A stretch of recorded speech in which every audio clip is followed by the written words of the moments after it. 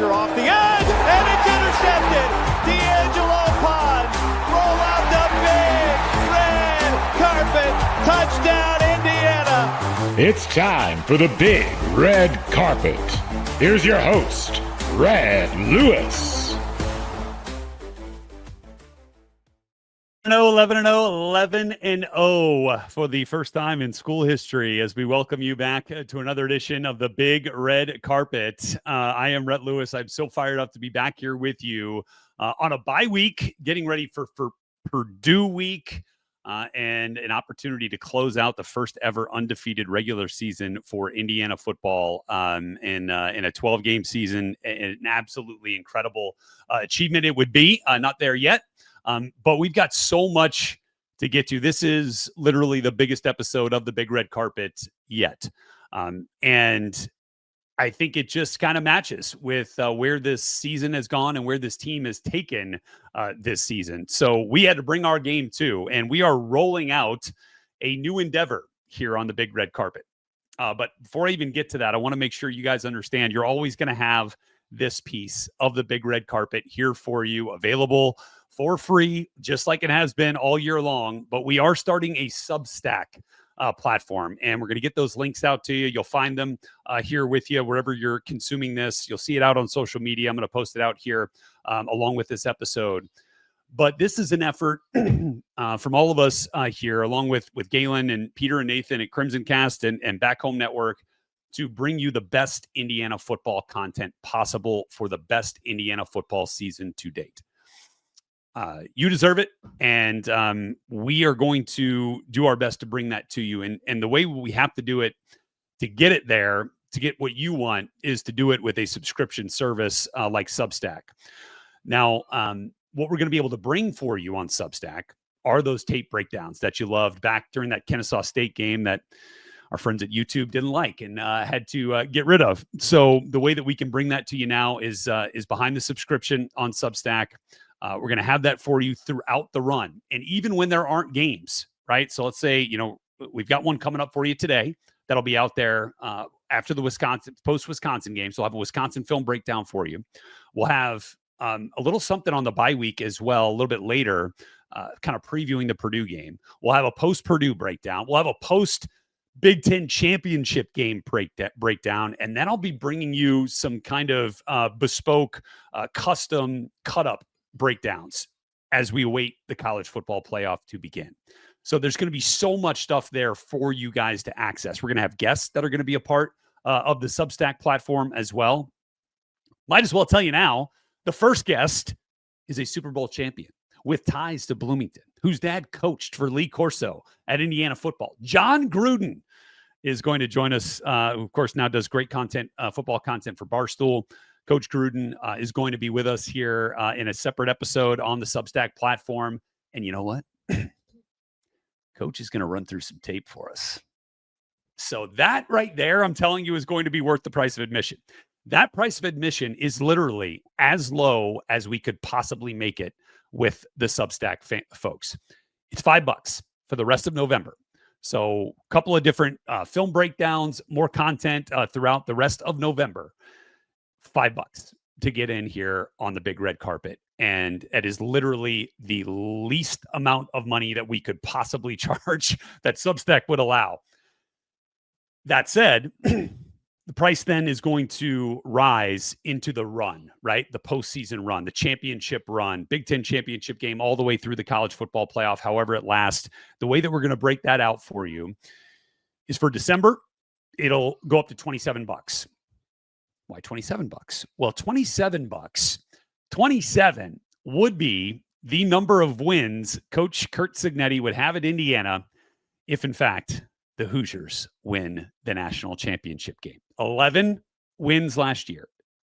Figuring you close out with 12 this year, win the Big Ten championship game, win the quarterfinal, the semifinal, and then the national title would give Coach Sig 27 career wins at Indiana. And so that is the price of admission for December and then again for January.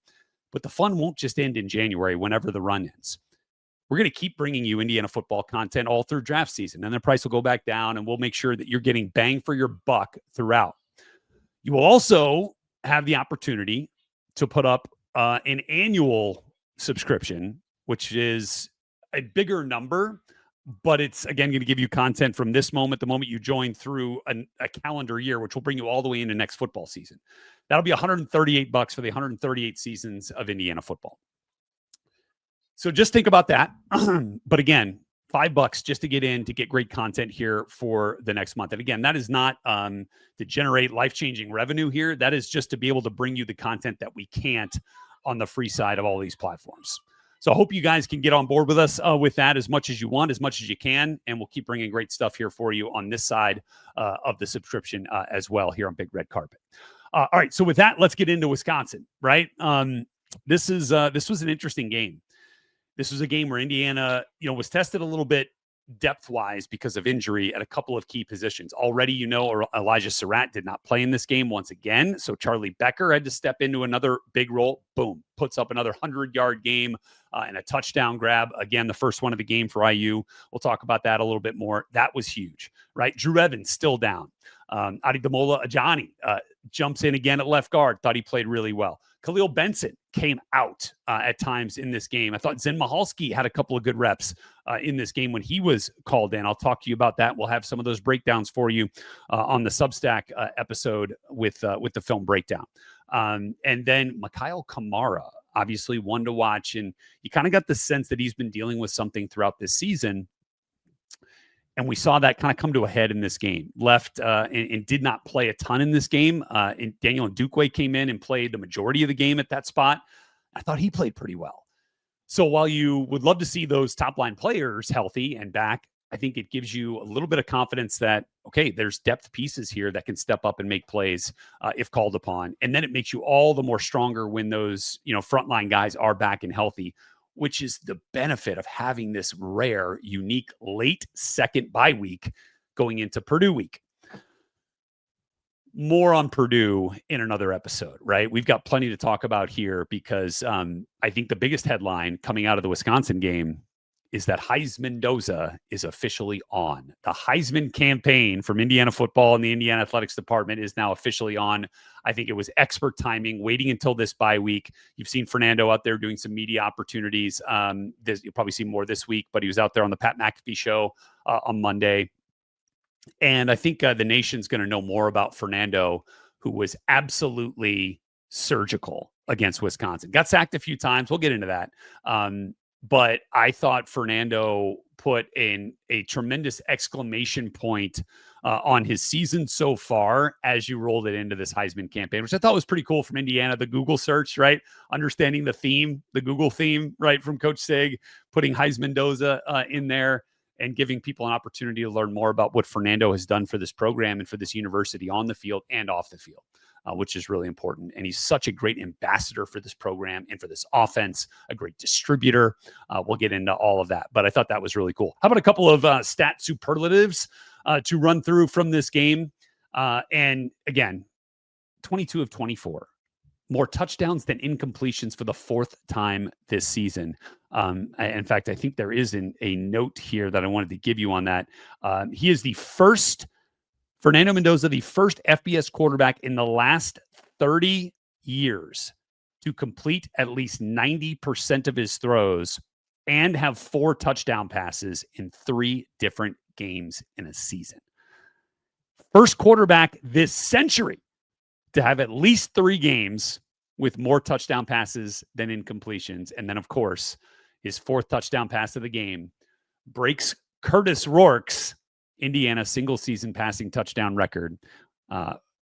29 for Curtis, now 30 for Heisman Mendoza, Fernando Mendoza, which is just incredible. And you go back and think about our conversation with Scott Dolson following the Oregon game and the blueprint that he wanted for Indiana football when looking for this coach, looking for Coach Cignetti, the development of the quarterback piece. There's your proof. 29 touchdowns in year 1 with Curtis Rourke, 30 touchdowns and counting with Fernando Mendoza. And if this thing goes deep into the postseason, like we all expect it to, that number is going to go above 40. Those are insane numbers in college football. And for a team that runs the ball as much and scores the ball, rushing as much as Indiana does, even more impressive for Fernando, for Coach Sig, for Mike Shanahan, for Chandler Whitmer, every receiver that's caught one, every tight end and running back that's caught one, every offensive lineman that has protected over the course of this season. A Heisman for Mendoza would be certainly an individual accomplishment, but a team achievement. And I think that is something to think about for sure. Okay, let's get into a couple of other numbers here. 11-0 for the first time in school history, right? Tied a school record for wins with at least 2 games to play, which is insane. Beat Wisconsin for the 3rd straight time. Now, remember, did beat Wisconsin in the last year of the Tom Allen era. So now beat them for the 3rd straight time. Longest win streak over the Badgers in 3 decades. And their largest margin of victory in the series since I was playing in 2001. And we put up, I want to say, like 400 yards rushing in that game back in 2001 against the Wisconsin Badgers. Okay. Let's see if there's a couple of other things I wanted to bring you here. Let's see. Yep. The 2nd straight 100-yard game for Becker, right? All right. Defense. Now, this defense with Coach Haynes had a major challenge this week. Now, I get it. Wisconsin has been banged up, right? But because they started a true freshman quarterback, making his first start, now he did play a little bit against, well, more than a little bit. He played a lot against Washington, but not in a starting role. And he was kind of just running what they had in place offensively and game plan-wise for the quarterback that started the game, Danny O'Neal, who left in the first quarter injured, which thrust Carter Smith, a true freshman, into the game. And now they used this last week. I give a lot of credit to Jeff Grimes, the offensive coordinator and play caller for Wisconsin. They put a ton of stuff in for Carter Smith in this game to utilize his legs, the run game.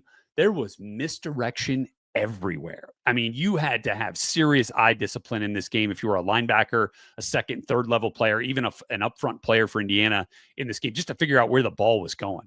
I mean, fake pitches, option runs back the other way, so much quarterback run game. It was almost like you were running against a service academy team at times, like a Navy or an Army or an Air Force. Like that's what it felt like they were running at times with Carter Smith in at quarterback. So this defense really had to adjust at halftime.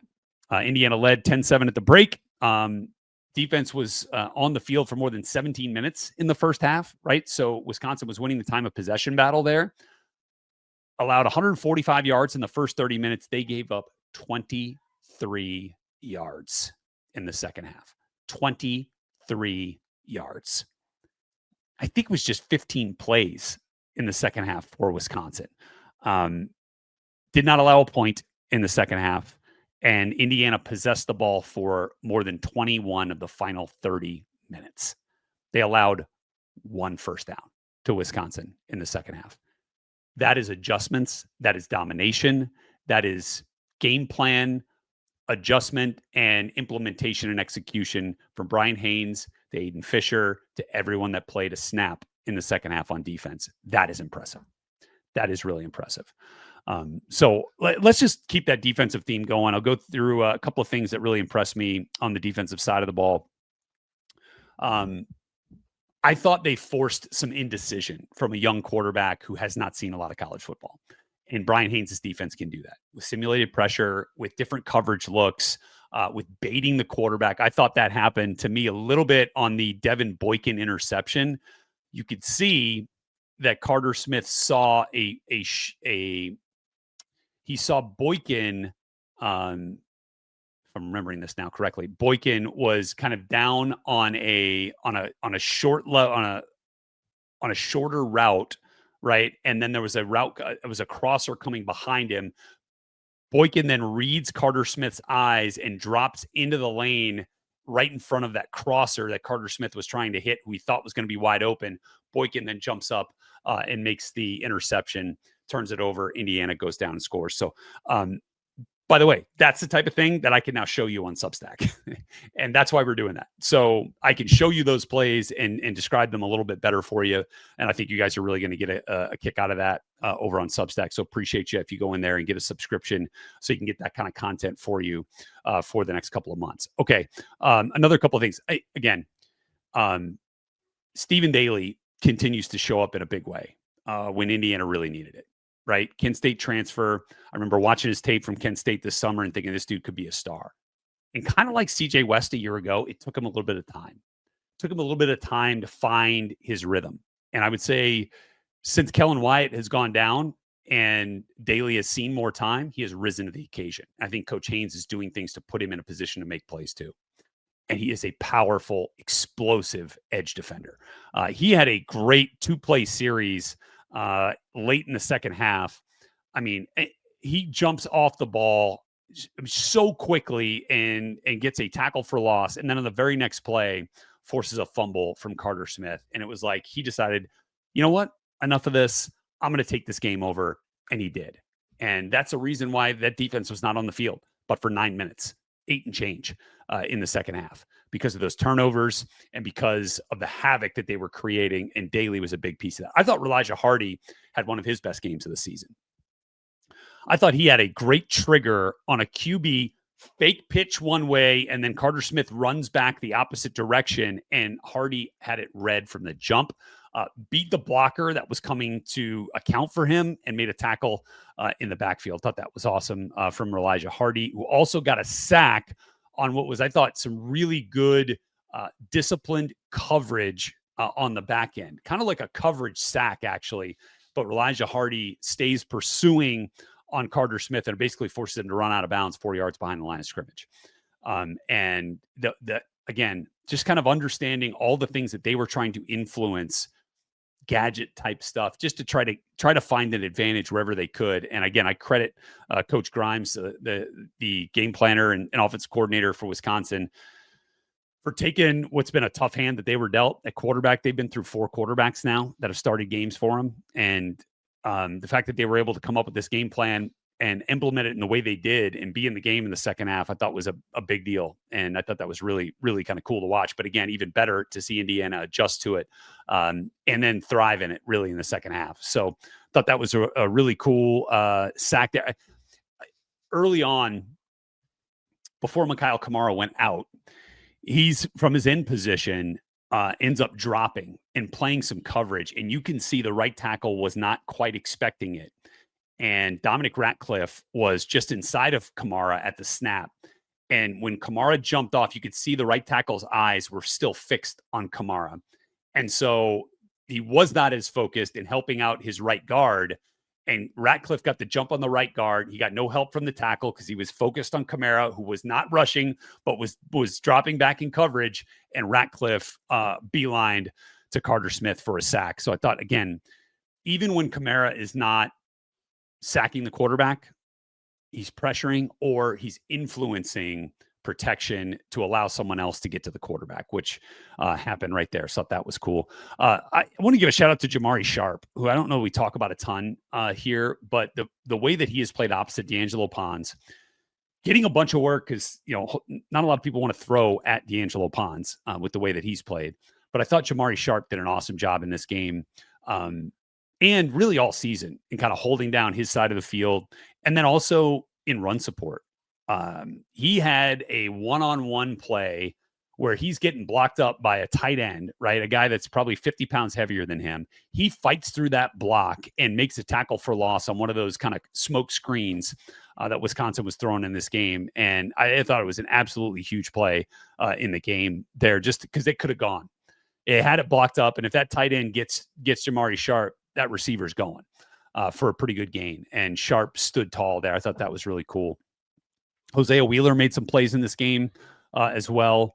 Let's see. All right. The 4th and 1, the explosive play that ends up going for the touchdown in the first half to Mason.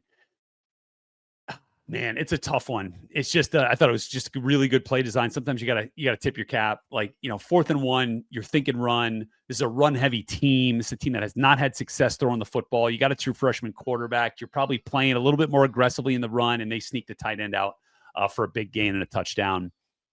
That happens. Obviously, you don't want it to, but I thought they did a pretty good job. And again, you got to tip your cap there. It was a really good play call, anticipation there from Wisconsin to get that done.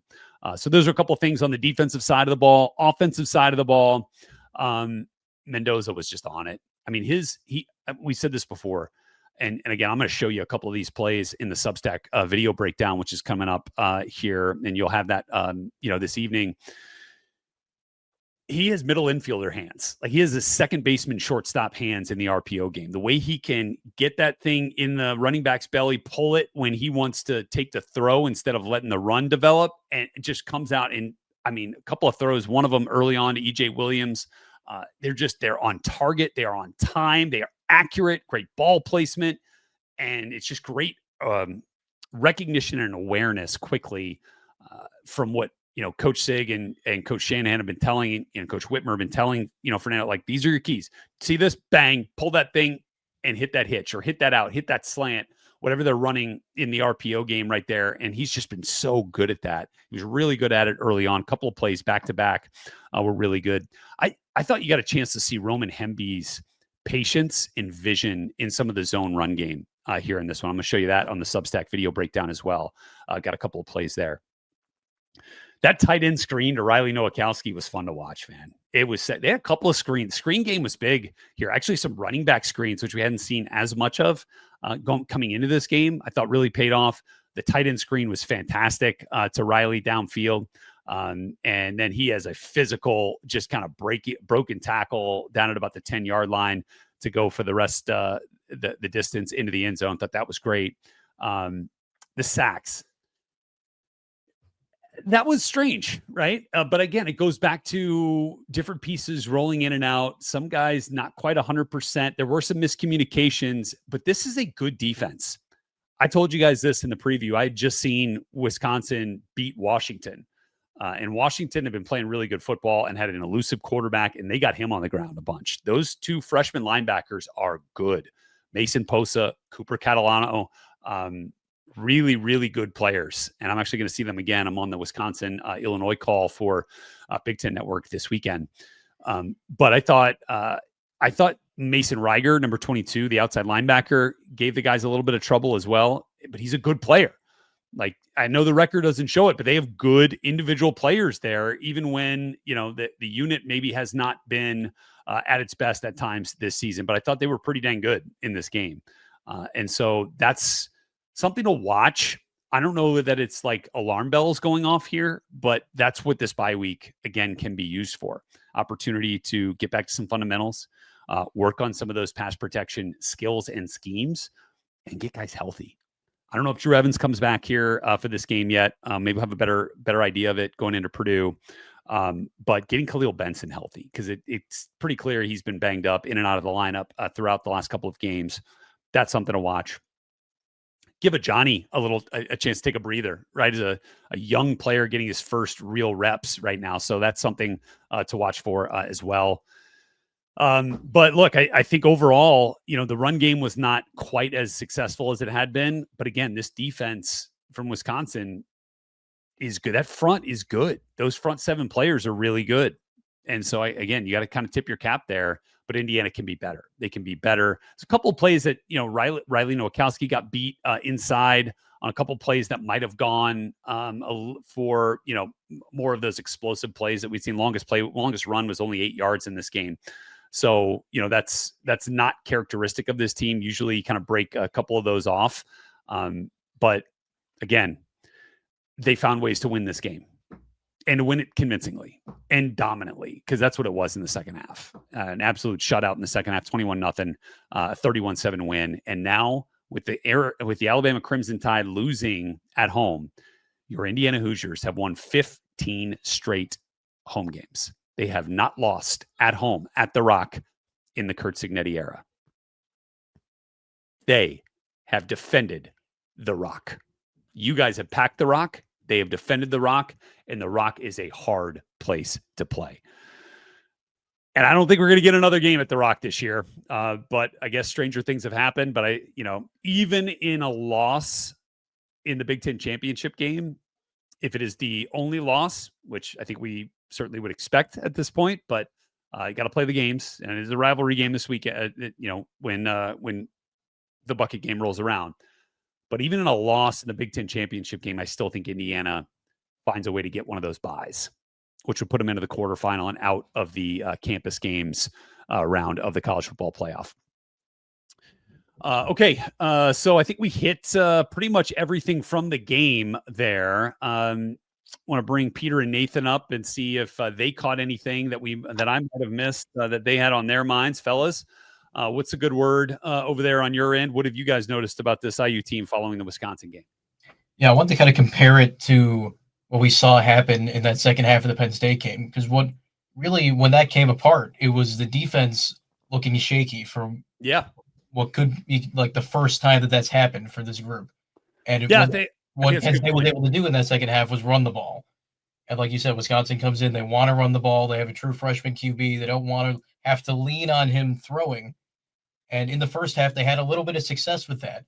And in the second half, they come out strong, powerful, adjusted, and completely shut down everything Wisconsin was trying to do.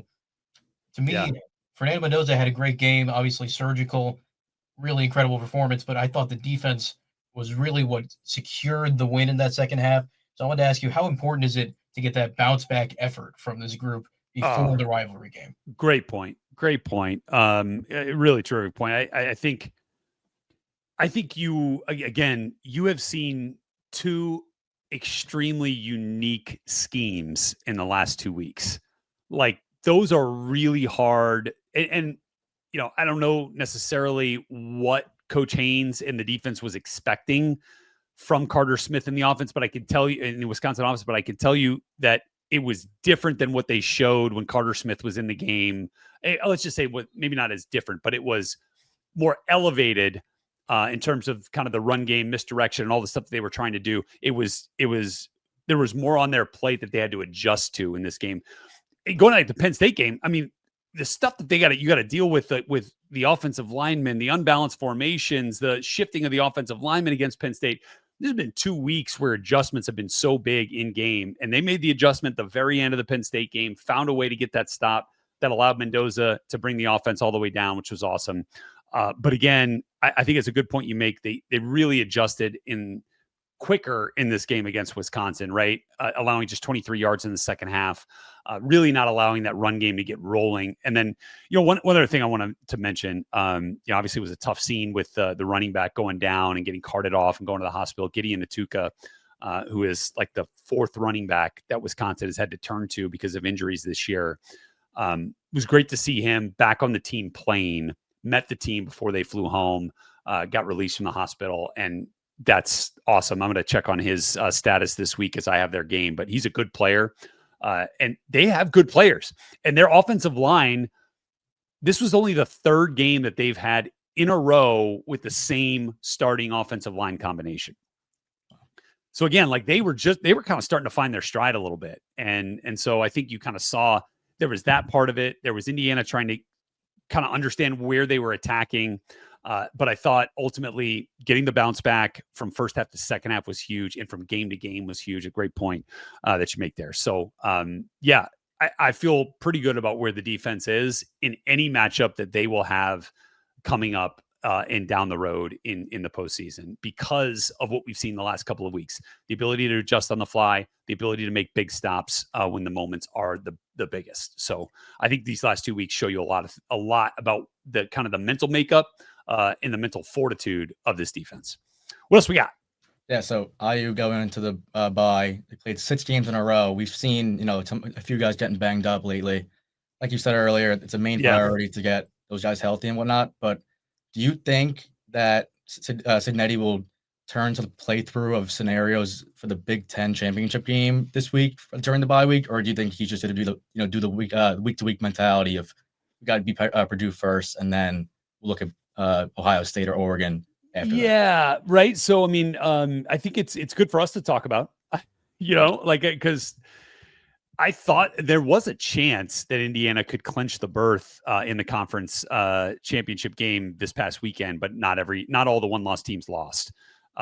So look, you got to beat Purdue, right? We'll get there and we can really talk about it. But in terms of opponent, if Ohio State loses to Michigan, then yeah, you could be looking at a rematch against Oregon. I think they will use this bye week, and that's the benefit, again, going back to our conversation with Scott Dolson, the way that the athletic department has empowered Coach Sig to bring staff members into this program allows them to, spend some time on Oregon, to spend some time on Ohio State, and kind of, in addition to spending time on Purdue, but you've got people, even if they're not, the full-time staffers, the full-time assistant coaches, you've got, scouting staff, you've got, recruiting evaluators that you can put in on that to really dig into Oregon and dig into Ohio State and dig into all the potential matchups and all the things that you might see once you get into the Big Ten championship game. So that's the benefit of a bye week this late. And they would probably do that anyway, even if there wasn't a bye, but just kind of gives you a little bit more opportunity to dig in. And I would bet that Coach Sig turns some of that tape on this week. I would bet that in addition to, watching a ton of Purdue, because look, I think Coach Gruden, is going to tell us here in a minute, just a little bit more about what to expect here from Purdue, and you'll catch that in the full interview with Coach Gruden coming up on Substack. But yeah, I think that's a good point you make. They'll use this bye week in a lot of ways. Get healthy. Get a jump on potential opponents in the postseason, and then obviously to get a jump on game planning for Purdue. But with that said, I do want to give an opportunity here for all you guys to hear a little bit of our Jon Gruden interview, which you are going to hear in its entirety if you subscribe to the Substack, the Big Red Carpet Substack, which again, you'll have all the information for in the description here of this episode and out on social media if you need it that way. So without further ado, here is a little bit of our interview with Jon Gruden talking about Fernando Mendoza as a Heisman candidate, as a potential NFL player, and as the right quarterback for Indiana football. Coach, they've kind of unleashed the Heisman campaign now. It is official. Heisman Mendoza is on right now. And look, I know you value quickness when you look at quarterbacks, right? Quick mind, quick feet, quick arm, right? Quick release, all of that. What has impressed you when you've watched Fernando Mendoza over the course of these 11 weeks? Well, honestly, I like watching him in states of adversity. The Penn State game after he throws the interception, we're down by 4. It's a 2-minute drill. The crowd is going crazy. Against Iowa, there were some struggles on the road against the Hawkeyes. I like watching Mendoza when the games are tight, close or behind in the fourth quarter. I think that's when you really learn about the quarterback.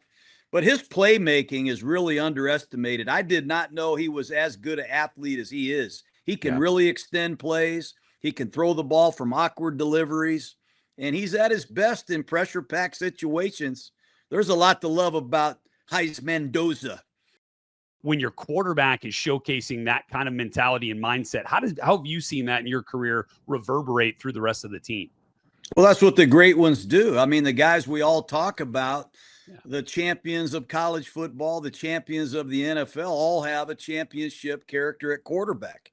And Mendoza has clearly come in here from California, and people have bought into what he's selling. I think he makes everybody in the huddle better. He covers up for a guy that makes a mistake. The right guard, perhaps he's struggling. Maybe the right tackle isn't full fitness block. Perhaps somebody runs the wrong route. He still covers for everyone and makes a play when there's nothing there. And I think he's a leader. I can see him on the sidelines. He's very engaged with his teammates, and he knows what he's doing. I mean, this guy's in control, and I just love watching him play. I can't wait to see him here at crunch time. They remember what you do in November and December. This will be a great month for him.